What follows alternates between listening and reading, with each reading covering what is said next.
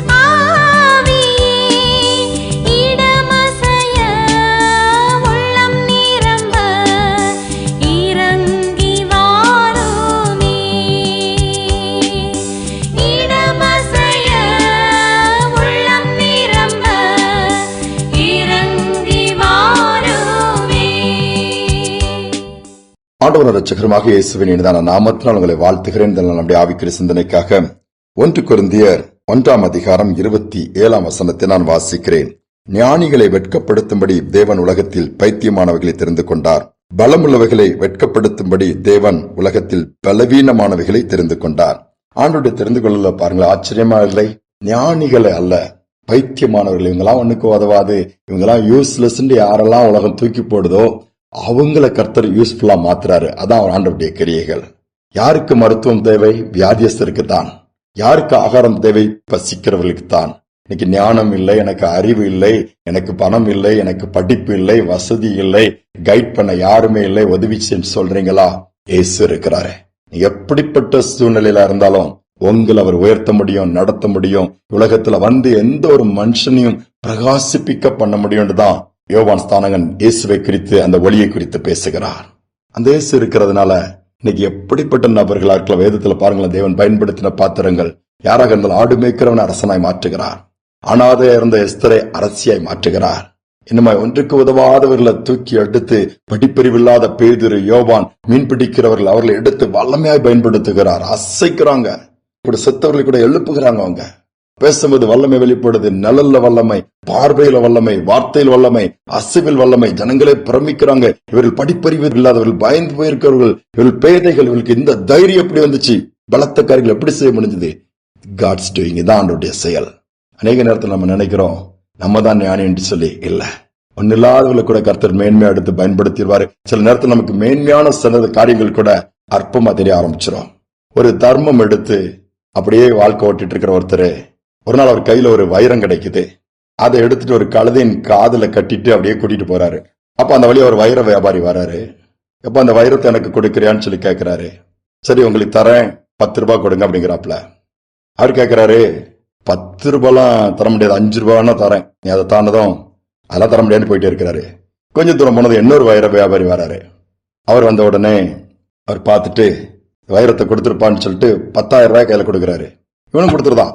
10,000 ரூபாய் கையில வச்சுட்டு எண்ணி வச்சுட்டு இருக்கும்போது முதல்ல கேட்டாரா 10 ரூபாய்க்கு, கேட்கும்போது 5 ரூபாய்க்கு தான் தருவேன்னாரு. அந்த மனுஷன் சொன்னாரா, டேய் உனக்கு அறிவு இருக்கா முட்டாள், இதை வைரத்தினுடைய மதிப்பு தெரியுமா? போயும் அவருக்கு 10,000 ரூபாய்க்கு கொடுத்திருக்க மேன்மனை தெரியுமா? எல்லாத்தையும் இழந்துட்டு அவனுக்கு தான் நஷ்டம் அப்படின்னாப்லையா. அந்த தர்மம் எடுக்கிற, அந்த பிச்சை எடுக்கிறேன்னு சொல்லுவாங்க சில இடத்துல. நான் பிச்சை எடுக்கிறவன் தான், தர்மம் எடுக்கிறவன் தான். என்ன நீங்க முட்டாள்னு சொல்றீங்க.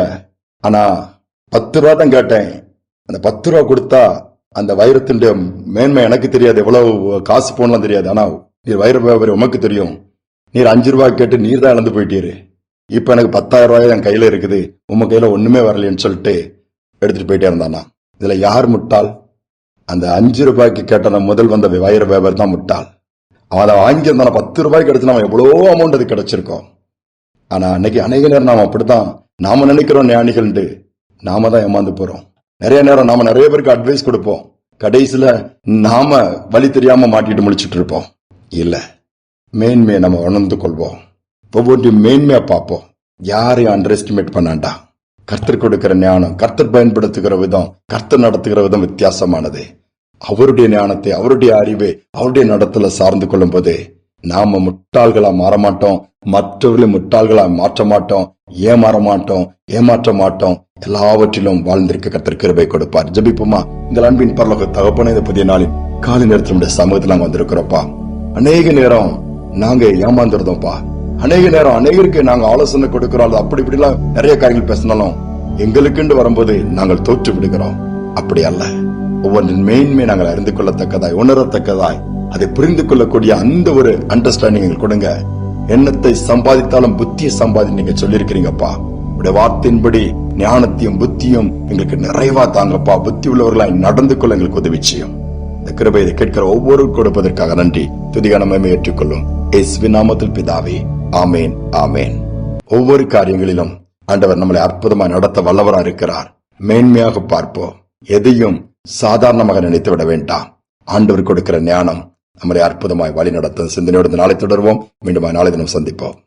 ஆவி தந்தார், தூய ஆவி தந்தார், ஆவி தந்தார், தூய ஆவி தந்தார், வல்லமையும் அன்பும் ஞானமும் கொண்ட பரிசுத்த ஆவி தந்தார், வல்லமையும் அன்பும் ஞானமும் கொண்ட பரிசுத்த ஆவி தந்தார். என்னை தேடி இயேசு வந்தார், எந்தன் வாழ்வை மாற்றிவிட்டார்.